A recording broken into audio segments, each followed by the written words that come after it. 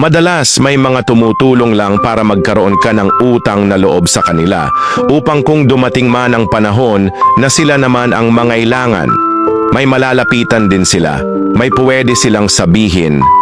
Parang ang pagtulong ay isang tanim na sa dulo ay aanihin. Sa totoo lang, bihira na lang ang pagtulong na walang ibang motibo. Walang ibang hangad kundi ang pagtulong lang mismo.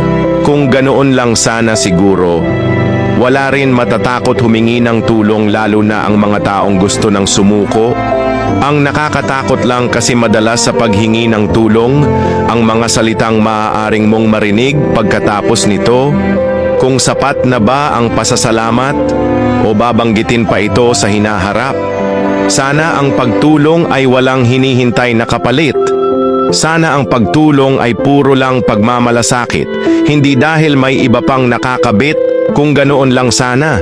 Kaya, para sa mga tulong na walang sumbat, salamat.